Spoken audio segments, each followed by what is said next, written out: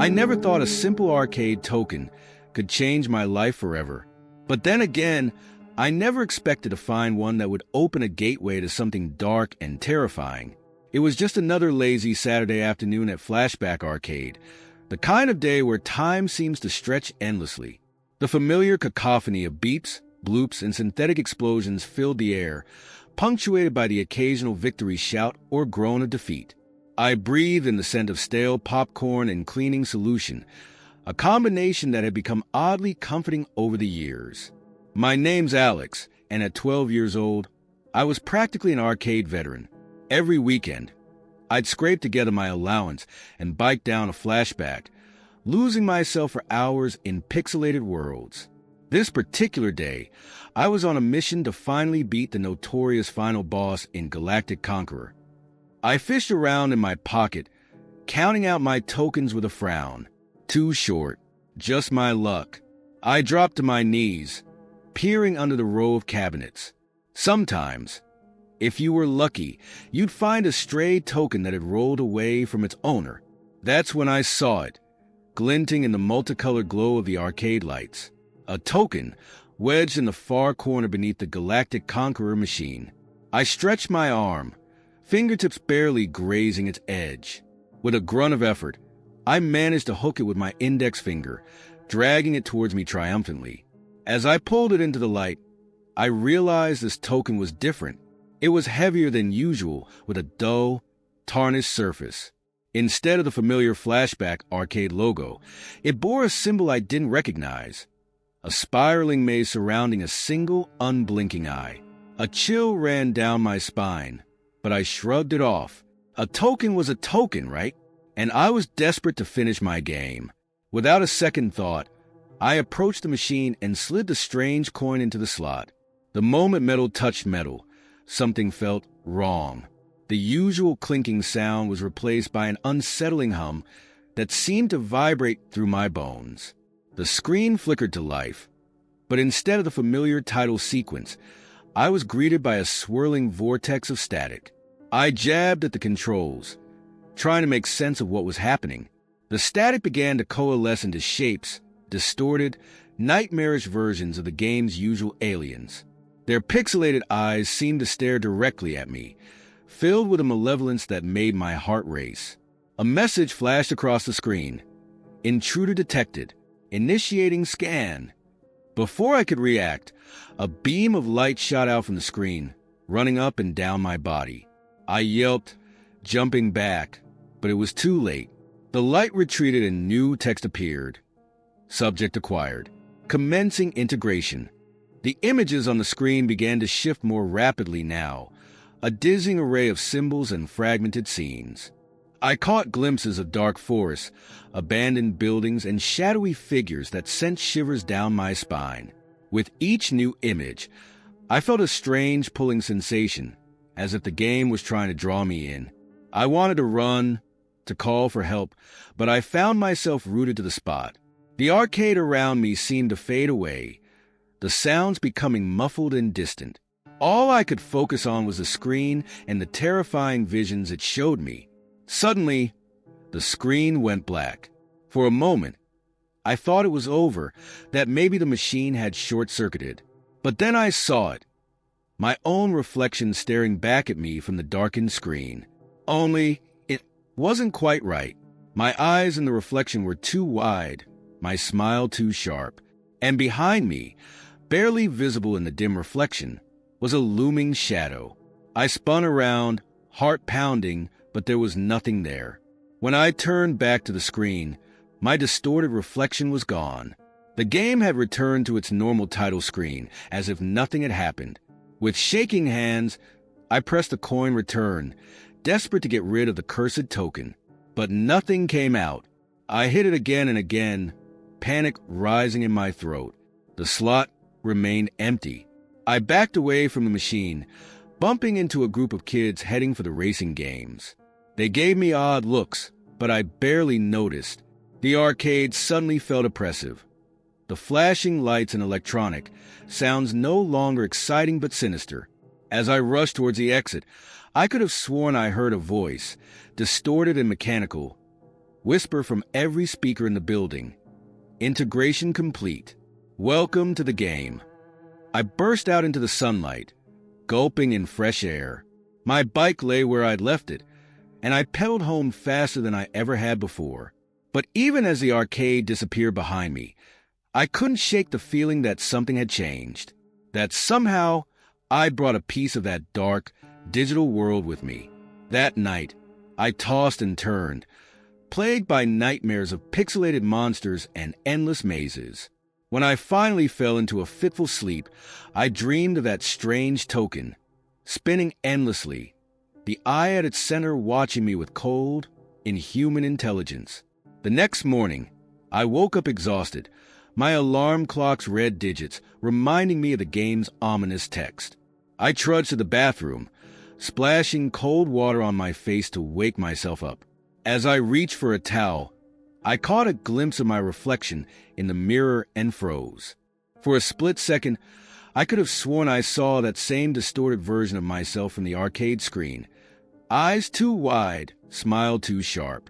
I blinked, and my normal reflection stared back at me, pale and scared. At breakfast, my parents noticed something was off. "You feeling okay, sweetie?" Mom asked, feeling my forehead. "You look like you've seen a ghost." I mumbled something about a bad night's sleep, not daring to mention what had really happened. Who would believe me?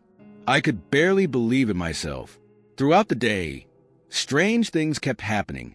My phone would glitch, showing fragments of those terrifying images from the game. I'd catch glimpses of shadowy figures in my peripheral vision, only to find nothing when I turned to look. And always, there was that feeling of being watched. By the time night fell, I was a nervous wreck. I lay in bed, staring at the ceiling, too afraid to close my eyes. The shadows in my room seemed to move and shift, taking on monstrous forms. Just as I was about to call out for my parents, my laptop suddenly sprang to life. The screen glowed an eerie blue, illuminating my room. Heart pounding, I approached it slowly. Words began to appear on the screen, one by one. "Did you think you could escape? The game is not over. IT has only just begun." A loading bar appeared beneath the text, filling rapidly. As it reached 100%, my room was plunged into darkness. Even the faint glow of my digital clock had gone out. In the pitch black, I heard a sound that made my blood run cold. The familiar intro music of Galactic Conqueror. It seemed to be coming from everywhere and nowhere at once. I fumbled for my bedside lamp, but when I turned it on, I nearly screamed. My room had transformed. The walls were covered in pulsating circuit board patterns. My posters had become pixelated monstrosities. And there, sitting on my desk, was an arcade cabinet that had never been there before. With trembling steps, I approached it. The screen flickered to life, showing the high score table. Every name was the same, Alex. A coin slot glowed invitingly, and with dawning horror, I realized I knew exactly what would fit there. I reached into my pocket, somehow unsurprised to find the strange token waiting for me, the eye on its surface seeming to wink in the low light. As I stood there, token in hand, I understood the terrible truth. The game wasn't confined to the arcade anymore. It had followed me home, infiltrated my life, and now it was offering me a choice: play or become part of the game forever. With a shaking hand, I raised the token to the slot. Whatever happened next, I knew one thing for certain. This was only the beginning of a much larger, darker game. And like it or not, I was now a player. The token hovered at the entrance to the slot, the eyes staring at me accusingly. In that moment, standing in my transformed room with the weight of an impossible choice on my shoulders, I realized that some games are better left unplayed. But it was too late for that now. I took a deep breath, steeling myself for whatever came next. "Game on," I whispered, and let the token fall. I always thought the worst thing that could happen in an arcade was running out of quarters. But as I lay trapped in the cold metal grip of a claw machine, I realized how wrong I'd been. The true terror wasn't losing a game. It was becoming part of one. My name's Sarah, and I'm what you might call an arcade enthusiast. At 23, I probably should have outgrown the flashing lights and tinny music of Starlight Arcade, but there was something about the place that kept drawing me back. Maybe it was nostalgia, or maybe it was the thrill of chasing a high score. Whatever it was, I found myself there every Friday night, losing track of time among the beeping cabinets and whirring ticket dispensers.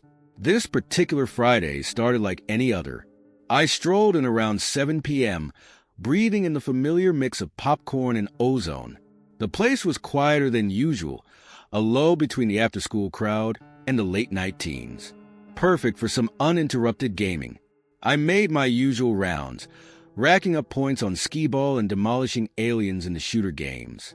But as the night wore on, my gaze kept drifting to the far corner of the arcade, where a new machine stood gleaming under the neon lights. It was a claw machine, but not like any I'd seen before. Instead of the usual pile of cheap stuffed animals, this one was filled with high-end electronics, smartphones, tablets, even a sleek laptop perched precariously on top of the pile. A sign above it proclaimed in garish letters, "Tech Treasures, test your skill." Now, I'm not usually one for claw machines.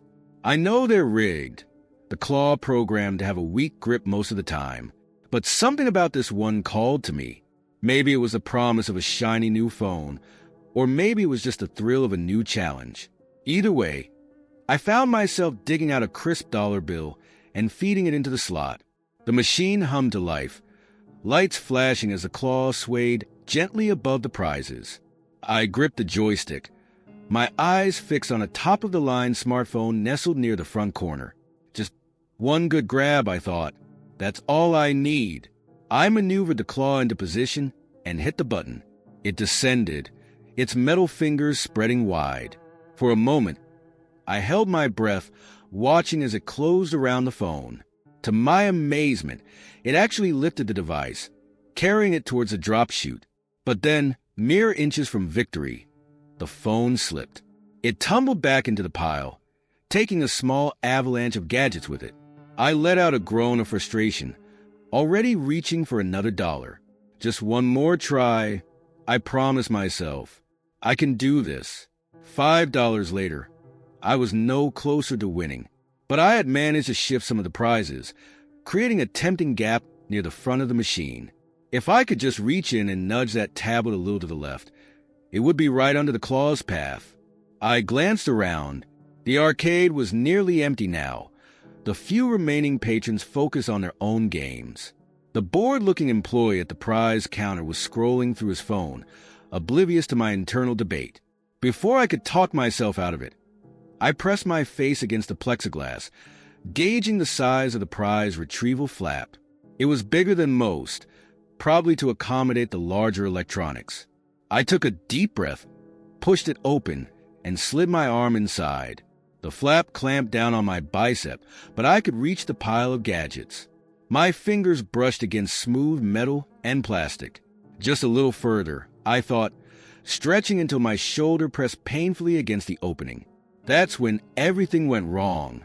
I felt something cold and metallic brush against my hand. Before I could react, the claw descended, its fingers closing around my wrist with surprising strength. I yelped, trying to pull back, but the claw held fast. "Hey!" I called out, twisting to look at the prize counter. But the employee was gone, probably on a bathroom break or restocking run. The few remaining patrons had their backs to me, the sounds of their games drowning out my voice. Panic began to set in as I realized the true nature of my predicament. I was stuck, well and truly trapped by a machine that shouldn't have been nearly this strong. I tugged and pulled, but the claw's grip only seemed to tighten. "Help!" I shouted, my voice cracking. "Somebody, please. I'm stuck." But my cries were met only with the endless beeping and chiming of the arcade. I could feel my arm starting to go numb, pins and needles creeping up from my fingertips. That's when I heard it, the jangling of keys. Relief flooded through me.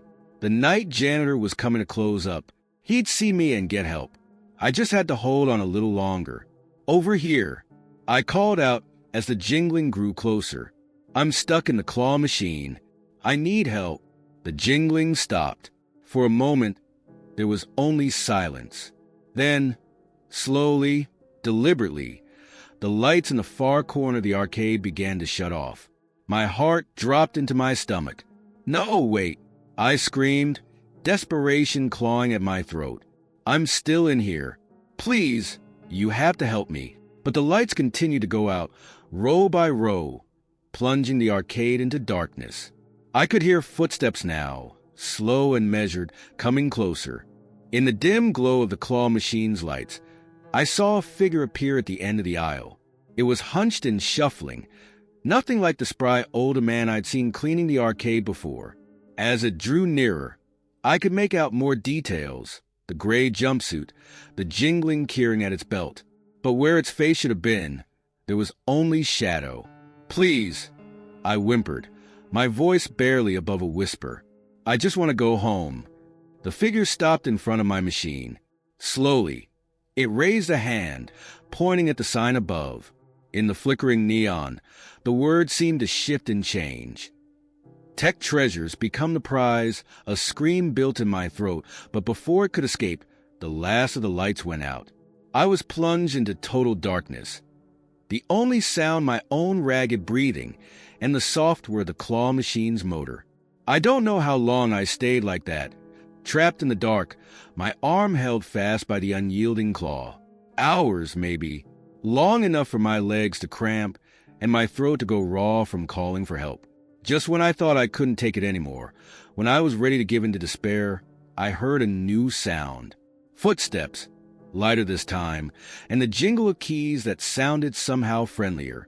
Light flooded the arcade as the morning shift arrived.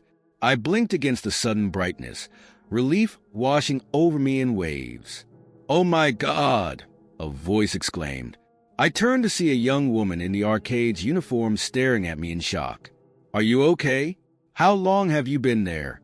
As she rushed to help me, calling for the manager and fumbling with the machine's access panel. I tried to explain what had happened, but the words stuck in my throat. How could I describe the terror of the night, the strange figure, the changing sign? Who would believe me? It took the better part of an hour to free me from the claw's grip. By the time I stumbled out of the arcade, my arm ached and my legs felt like jelly. The manager was profusely apologetic, offering free passes and talking about safety inspections. But as I walked to my car, I couldn't shake the feeling that something was different. The sunlight seemed too bright, the world too sharp and digital around the edges. I caught my reflection in a store window and froze. For just a moment, I could have sworn my skin had a metallic sheen, my eyes glowing with an inner light. I blinked, and my normal reflection stared back at me, pale and shaken. As I drove home, my mind raced. Had it all been some kind of stress-induced hallucination? A vivid nightmare brought on by too many energy drinks and flashing lights? But deep down, I knew the truth. Something had changed last night. The line between game and reality had blurred, and I had nearly been pulled to the other side. I glanced at my wrist, where the claw had gripped me. In the morning light, I could just make out a faint pattern pressed into my skin, a circuit board design, pulsing softly with each beat of my heart. The game, it seemed, wasn't over. It had only just begun. As I pulled into my driveway, my phone buzzed with a notification. My heart nearly stopped as I read the message from an unknown number. "Congratulations, you've unlocked the next level. Ready Player One." I stared at the screen, my finger hovering over the block button. But something stopped me, a mixture of fear and morbid curiosity. Whatever this was, whatever I'd become a part of, I had a feeling it was far from over. With a shaky breath, I typed my response. Game on. The moment the lights went out, I knew this wasn't going to be an ordinary night at the arcade. But I never could have imagined the terror that awaited us in the darkness. My name's Mike, and I've worked at Pixel Palace Arcade for the past 3 years. At 25, I'm the senior employee, which isn't saying much for a place that mainly hires college students and high school kids. Friday nights are always our busiest, with crowds of teens and young adults flooding in to blow off steam after a long week. This particular Friday had been absolute chaos. A combination of a new game release, a half-price token promotion, and an unseasonably cold night had brought in what felt like half the town. By 9 p.m., the place was packed wall-to-wall with bodies, the air thick with the smell of sweat and greasy pizza. I was manning the prize counter, trying to keep my cool as a line of impatient kids waved fistfuls of tickets in my face. Tommy, our newest hire, was running around refilling token machines and fixing jam coin slots. Even Rachel, our usually unflappable manager, looked frazzled as she tried to mediate a dispute between two teens accusing each other of sabotaging their DDR scores. Outside, the wind howled, rattling the windows. The weather report had warned of a severe thunderstorm, but so far it had held off. I silently prayed it would wait until after closing.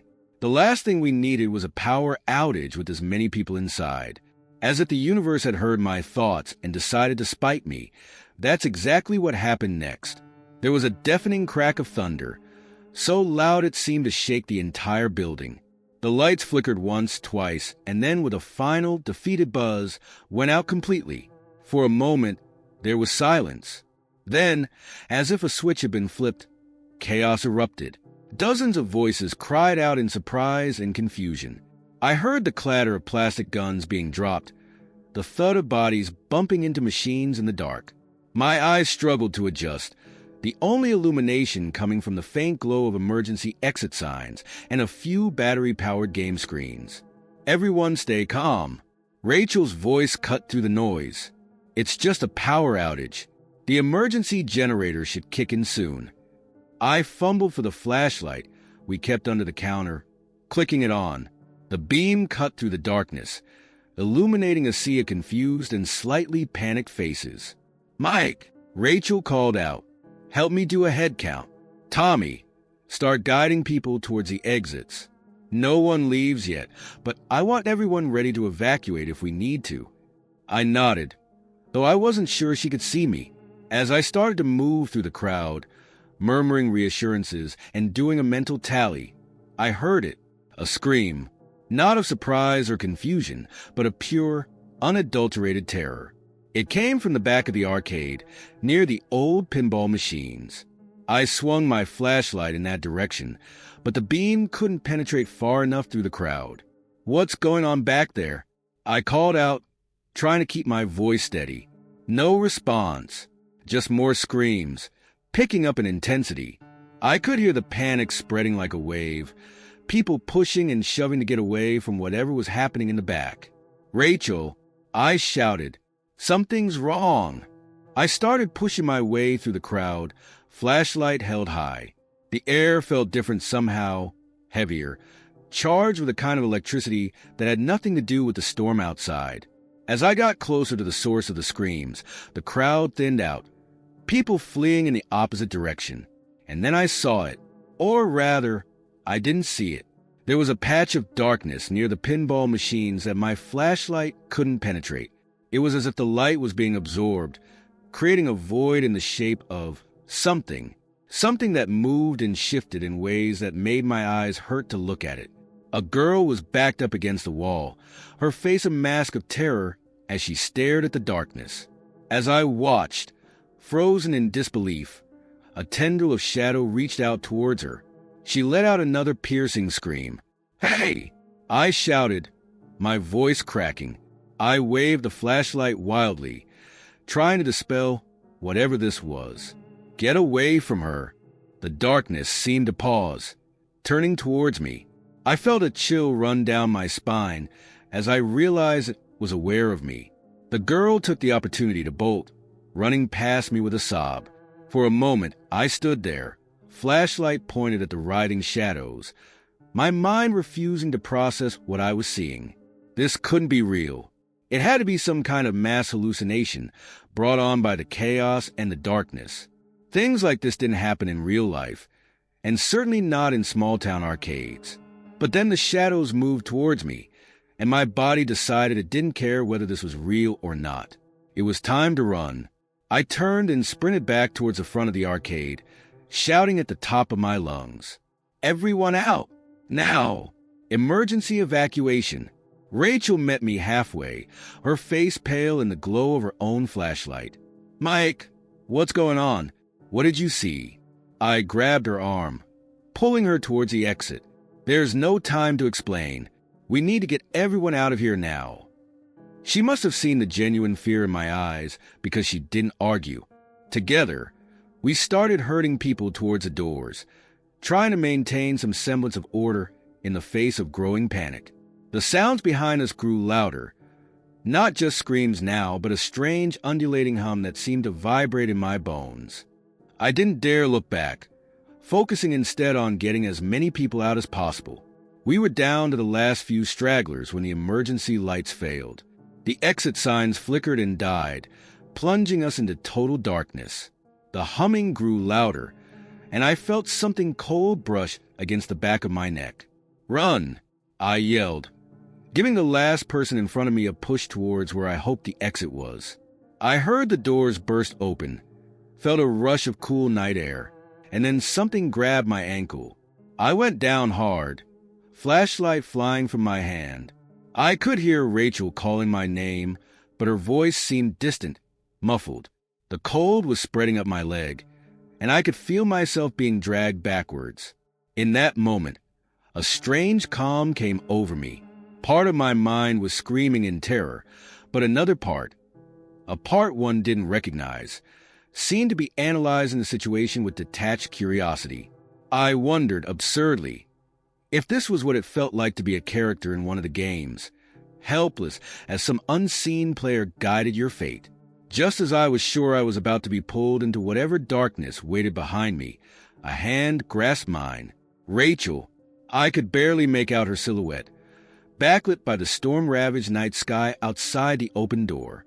"Hold on," she grunted, pulling with all her might. For a moment, I was suspended between two forces, the terrifying unknown behind me and the desperate grip of a friend in front. And then, with a sensation like a rubber band snapping, I was free. We tumbled out into the rain-soaked parking lot, gasping and shaking. Around us, dazed arcade-goers huddled in groups, some crying, others on their phones trying to explain the inexplicable to concerned parents or emergency services. I turned back to look at the arcade. From the outside, it looked perfectly normal. Just a dark building, windows reflecting the flashes of lightning. But I knew what waited inside, and I knew our lives would never be the same. As sirens wailed in the distance, Rachel helped me to my feet. "What do we tell them?" she asked, her voice barely audible over the storm. I shook my head, still trying to process everything that had happened. "The truth," I finally said, "or at least as much of it as we understand." But even as I said it, I knew that understanding might be beyond us. Whatever had invaded our simple arcade tonight was something outside the realm of normal experience. It had turned our familiar haven of lights and sounds into a nightmare realm of shadows and terror. As the first police cars pulled into the lot, their lights casting eerie blue and red glows across the rain-slicked asphalt, I realized that the game had changed. The lines between reality and fiction, between the digital worlds we played in and the physical world we inhabited, had blurred. And somewhere in the darkness of Pixel Palace Arcade, something waited. Something that had gotten a taste of our world, and might not be satisfied to return to the realm of pixels and programming. The night was far from over, and I had a feeling that for me, for Rachel, for everyone who had experienced the terror in the arcade, it might never truly end. We had been marked by the darkness, chosen for some game we didn't yet understand. As I prepared to give my statement to the approaching officers, I couldn't shake the feeling that this was just the first level. And somewhere in the shadows, an unseen finger hovered over the continue button, ready to plunge us into whatever came next. They say some records are meant to be broken, But as I stare at the arcade cabinet, watching those three letters change to RIP, I realize some high scores are better left untouched. My name's Danny, and I've been coming to Zapp's Arcade every weekend for the past year. At 15, I'm what you might call a regular. The kind of kid who knows every game inside and out, who can make a handful of quarters last all afternoon. But there was one game that always eluded me: Neon Speedway. It wasn't the most popular game in the arcade. Tucked away in a corner, its once bright cabinet now faded and scratched, it didn't draw the crowds like the newer fighting games or shooters. But something about it called to me. Maybe it was the pulsing synthwave soundtrack, or the way the virtual cars seemed to respond to my every touch. Whatever it was, I was hooked. The game itself was simple enough. Race through neon-lit cityscapes, avoiding obstacles and collecting power-ups. But what really set it apart was its unbeatable high score: 999,999 points. The initials next to it read as no matter how many times I played, no matter how perfect my run, I could never seem to crack that magic number. It became an obsession. I'd dream about those glowing digits, wake up with my hands curved as if they were still gripping the plastic steering wheel. My friends thought I was crazy.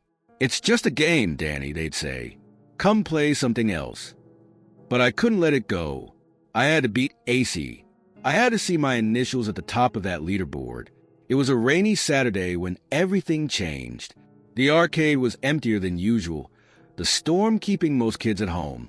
I made my way to Neon Speedway, a stack of quarters burning a hole in my pocket. This was it. Today was the day I'd finally beat that score. I slid a quarter into the slot, the familiar chime sending a thrill through me. The title screen flashed, all hot pink and electric blue. I gripped the wheel, took a deep breath, and hit start. From the moment the race began, I knew something was different. My reflexes were sharper, my timing perfect. I weaved through traffic like a pro, hitting every boost pad, nailing every turn. The points racked up faster than I'd ever seen them. As I entered the final lap, my heart was pounding. I was close, so close, to that unbeatable score. Just a few more checkpoints, a few more perfect drifts. The finish line approached. I held my breath, fingers tightening on the wheel. And then, with a burst of speed I didn't even know was possible, I crossed it. The screen exploded in a riot of color and sound. New high score flashed across the screen in pulsing neon letters. I had done it. I had beaten AC. Grinning so wide my face hurt, I entered my initials: Dan. The screen flickered, cycling through the top scores. There I was, right at the top, 1,000,000 points. I had not only beaten the high score, I had maxed out the game's point counter. I stepped back, ready to bask in my victory. But as I watched, something strange happened. The initials next to the second-place score, AC's unbeatable 999,999, began to change. Flickered, becoming an R. C stuttered, morphing into an I. E glitched, settling on P. Rip, a chill ran down my spine. This wasn't part of the game. I reached out to touch the screen, and that's when things got really weird. The cabinet began to shake. Not the gentle vibration you sometimes get with racing games, but a violent tremor that rattled the whole machine. The screen flickered, neon colors bleeding into each other. I stumbled back, nearly tripping over my own feet. The shaking intensified, and I swear I could hear something that sounded like laughter, a deep, distorted chuckle that seemed to be coming from inside the game itself. "Hey!" I shouted, looking around the arcade. Something's wrong with the game. But the few other kids who were engrossed in their own games, oblivious to my panic. The attendant was nowhere to be seen. I turned back to Neon Speedway just in time to see the screen go black. For a moment, there was nothing. Then, slowly, words began to appear, as if someone was typing them in real time. "You shouldn't have done that, Danny." My blood ran cold. How did it know my name? More text appeared. "Some races aren't meant to be won. Some scores aren't meant to be beaten." I wanted to run, to call for help, but I was frozen in place, eyes locked on the screen. But since you're so eager to play, let's see how you handle the next level. The screen burst back to life, but it wasn't Neon Speedway anymore. The game world looked wrong. The neon lights were too bright, almost painful to look at. The cityscape was warped and twisted, buildings bending at impossible angles. And there, in the middle of the road, was a car. My car from the game. But it wasn't just a pixelated sprite anymore. It looked real. Too real. Without me touching the controls, the car began to move. I watched in horror as it accelerated, weaving through the nightmarish landscape. Obstacles appeared. Not the usual traffic and barriers, but grotesque, shadowy figures that lunged at the car as it passed. I could feel the wind on my face, smell burning rubber and ozone. Somehow, impossibly, I was being pulled into the game. No! I screamed, trying to back away, but my hands were glued to the controls, my body leaning into every turn as if I was really driving. The car sped up, the world outside becoming a blur of neon and shadow. I could hear that laughter again, louder now, seeming to come from everywhere at once.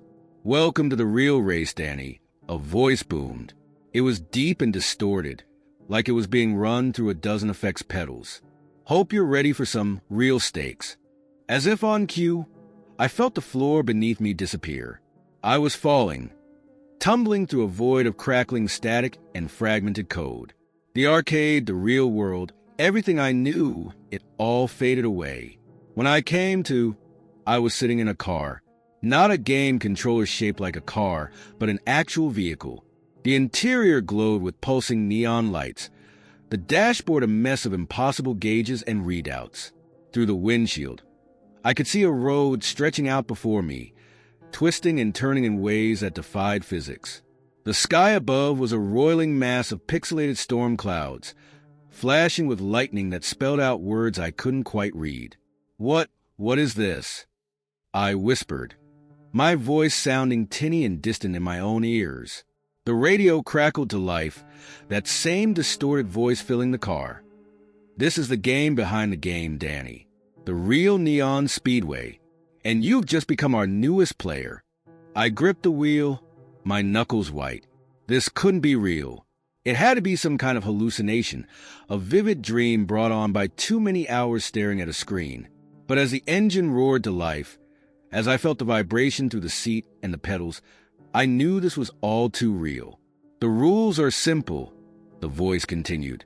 "Race, survive, win, and maybe you get to go home. Lose." The voice trailed off into that chilling laughter again. I swallowed hard, my mouth dry. And if I refused to play? The laughter cut off abruptly. "You're already playing, Danny. You started the moment you beat that high score. The only way out is through." With a screech of tires, the car lurched forward. I fought to control it, to make sense of the impossible landscape rushing past. As I struggled to navigate this nightmare version of the game I thought I knew, a realization hit me. All those hours I'd spent trying to beat ACE's score. I thought I was mastering a game, but really, I was being trained, prepared, for this. Whatever this was, some kind of digital hell, a game become real, or maybe just the most elaborate arcade experience ever. I was in it now, and the only way out was to play. I tightened my grip on the wheel, took a deep breath, and pressed the accelerator to the floor. The neon world outside became a blur as I picked up speed. If this was a game, I was going to win it. And if it wasn't, well, I'd crossed that finish line when I came to it. As I raced through the impossible cityscape, that voice AC, the game itself, some digital deity I couldn't begin to understand, spoke one last time. "Good luck, Danny. And remember, in this race, game over means exactly that." The word sent a chill down my spine, but I pushed the fear aside. I had a race to win, and somehow, I knew that this was only the beginning of a much larger, much more dangerous game. The neon-lit road stretched out before me, full of unknown challenges and digital horrors. But I was ready. After all, I was the kid who beat the unbeatable score. Now it was time to beat the unbeatable game. I never thought I'd lose my son to a sea of plastic balls. But as I stood there, staring into the empty pit where Tommy had disappeared, I realized that sometimes the most innocent things can hide the darkest secrets. My name's Lisa, and until that day, I was just an ordinary mom trying to make her 6-year-old birthday special.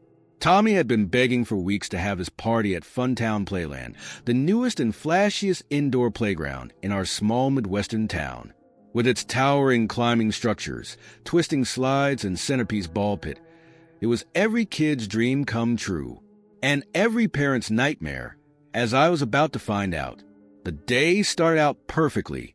24 sugar-fueled first graders ran wild through the playground, their excited screams echoing off the brightly colored walls. I stood with the other parents, making small talk and keeping a watchful eye on the chaos. Tommy was in his element, leading a game of tag that spanned the entire 3-story play structure. His gap-toothed grin was visible even from across the room, and my heart swelled with pride and love. This was exactly the kind of day I'd hoped to give him. As the afternoon wore on, the kids gravitated towards the ball pit. It was massive, easily 20 feet across, and so deep you couldn't see the bottom. Thousands of brightly colored plastic balls shifted and swirled as children dove in and out. I watched as Tommy cannonballed into the pit, disappearing beneath the surface with a laugh. A moment later, he popped up a few feet away, plastic balls clinging to his hair. "Mom! Mom! Watch this!" he called out, waving to get my attention. I smiled and waved back. "I see you, honey. Be careful." Tommy grinned and took a deep breath, preparing to dive under again. I watched as he disappeared beneath the colorful surface. 1 second passed, then 5, then 10. A knot began to form in my stomach. Kids popped up all around the pit, but none of them were Tommy. "Tommy," I called out, my voice rising with the first hints of panic. "Tommy, come up now." No response. The pit continued to shift and move, but there was no sign of my son. I rushed to the edge of the pit, other parents turning to look as they sensed my distress. "Tommy," I shouted, louder now. "This isn't funny. Come up right now." Still nothing. The other children in the pit were starting to notice something was wrong, their play slowing as they looked around in confusion. Without thinking, I plunged into the pit. The plastic balls closed over my head, and for a moment, I was in a strange, muffled world of shifting colors. I thrashed around, my hands searching desperately for any sign of Tommy. But there was nothing, just an endless sea of hollow plastic spheres. I surfaced, gasping for air. "Help!" I screamed. "My son, he's gone under." The next few minutes were a blur of activity. Staff members dove into the pit, searching methodically. Parents pulled their children out, faces pale with shock and worry. Someone called 911. As the pit was systematically emptied, a horrible realization began to dawn on me. There was no sign of Tommy, no trace at all. It was as if he had simply vanished. The police arrived, then firefighters. They emptied the entire pit, examined every inch of the play structure. They interviewed every parent, every child. But no one had seen what happened to Tommy after he went under that last time. Hours passed. The birthday party guests long gone, replaced by grim-faced investigators and a growing crowd of local news reporters outside. I sat on a plastic chair, a shock blanket draped over my shoulders, staring at the now empty pit. That's when I heard it, a sound so faint I thought I might be imagining it, a muffled cry coming from behind the wall of the ball pit. "Wait!" I shouted, jumping to my feet. I heard something behind the wall. The investigators looked skeptical, but they humored me. As a firefighter pressed his ear to the wall, his eyes suddenly widened. "There's something back there," he said. "Get the tools. We need to open this up." What happened next seemed to unfold in slow motion. The wall panel was carefully removed, revealing a dark, narrow space behind it. And there, curled up and crying softly, was Tommy. I rushed forward, gathering him in my arms, sobbing with relief. But as the initial shock wore off, questions began to flood my mind. How had he gotten there? What exactly had happened in that ball pit? Tommy's story, pieced together over the following days, was both simple and impossible. He said he had dived deep into the pit, deeper than he'd ever gone before. And suddenly, he wasn't in the pit anymore. He was in a dark, tight space, surrounded by a sound like thousands of whispers. He'd tried to swim back up, but there was no up anymore. Just darkness and that constant, terrifying whisper. He'd crawled and crawled, following the sound of muffled voices, until he found himself in that space behind the wall. The authorities were baffled. They examined every inch of the ball pit, searching for hidden tunnels or secret compartments. But they found nothing. According to every law of physics and common sense, what Tommy described was impossible. But I knew what I had seen, or rather, what I hadn't seen. My son had vanished into thin air, only to reappear somewhere he couldn't possibly have reached on his own. In the weeks that followed, as the story hit national news and internet forums exploded with wild theories, I couldn't shake the feeling that we'd brushed up against something beyond. Something that lurked just beneath the surface of our everyday world, hidden behind colorful plastic and children's laughter. Funtown Playland closed down, unable to recover from the scandal and endless investigations. But other play places remained open. Other ball pits continued to beckon to laughing children. And sometimes, late at night, I find myself wondering, how many other Tommies are out there? How many children have slipped through the cracks of reality, vanishing into places we can't even begin to understand? I look at Tommy now, playing quietly with his toys, and I see a change in him, a shadow behind his eyes, a wariness that no 6-year-old should have. Whatever happened to him in that impossible space, it left its mark. We don't go to playgrounds anymore. The sight of a ball pit sends Tommy into a panic, and honestly, I can't blame him. I find myself eyeing every child's play area with suspicion, wondering what might be lurking just out of sight. The world feels different now, less solid somehow. I've started noticing things I never did before. The way shadows sometimes move when they shouldn't. The odd echoes in empty rooms. The feeling of being watched in places that should be safe. I've connected with other parents online who've had similar experiences. Not all with ball pits, but with other innocent childhood fixtures. Playground tunnels that seem to go on forever. Carousel horses that feel too alive beneath small hands. Sandbox sand that shifts and moves of its own accord. Most people dismiss these stories as urban legends or the product of overactive imaginations. But I know better now. I've seen the impossible with my own eyes, held it in my arms as it sobbed with relief and terror. There's a phrase I keep coming back to, something an old woman told me at the supermarket a few weeks after Tommy's disappearance.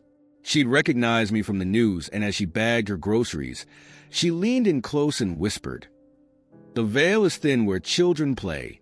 They can see through it, sometimes even slip through. Most times they come back, but sometimes they don't." At the time, I dismissed her words as the ramblings of a lonely old woman looking for attention. But now, I'm not so sure. I watch Tommy more closely these days. I see the way his eyes sometimes unfocus, staring at things I can't see. I hear him whispering to himself in a language I don't understand. And sometimes, just sometimes, I catch a glimpse of something moving in the corner of my eye, only to find empty space when I turn to look. The veil is thin where children play, and once you've seen what lies beyond, you can never truly unsee it. So if you're a parent or just someone who cares about kids, remember this. The world is stranger and more dangerous than we like to admit. Keep a close eye on the little ones in your life. And if you ever find yourself standing next to a ball pit, listening to the laughter of children as they dive beneath the surface, listen carefully. You might just hear the whispers from the other side.